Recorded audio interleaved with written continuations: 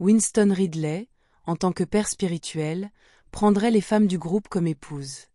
Cela, enseignait-il, était une mise en acte moderne de la royauté davidique, une étape nécessaire pour bâtir une dynastie vertueuse. Ce fut la première grande scission. Certains membres, confrontés à ce radical écart par rapport aux pratiques chrétiennes normatives, partirent. Ils ne pouvaient pas concilier cette nouvelle doctrine avec leur foi. Mais ceux qui restèrent subirent un profond changement psychologique. Leur engagement fut testé, et ils passèrent le test en renonçant à leurs conceptions antérieures. Ils vendirent leurs biens, coupèrent tous les liens avec leur famille biologique. Un sacrifice nécessaire, leur disait-on, pour gagner leur vraie famille spirituelle, et suivirent Ridley dans l'outback.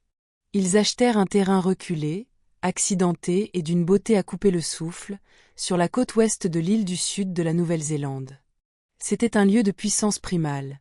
Des forêts tropicales denses et humides, des gorges escarpées et intimidantes creusées par des rivières tumultueuses, et un ciel pouvant déverser des pluies incessantes. C'était une terre qui exigeait l'autosuffisance et promettait l'isolement. Ils la nommèrent la Terre Promise. Et c'est ici, protégés par la géographie et leur propre insularité grandissante, que la branche cessa d'exister, et que l'entité connue sous le nom de la famille naquit. Isolée de toute influence extérieure, la vision de Winston Ridley pouvait maintenant être mise en œuvre sans compromis. Le monde extérieur fut systématiquement diabolisé. Il était désigné comme le système, une construction satanique et mondialiste destinée à une destruction imminente et violente. Tout contact avec le système était interdit, car c'était un poison corrupteur. Les enfants de la famille naquirent dans cette réalité. Ils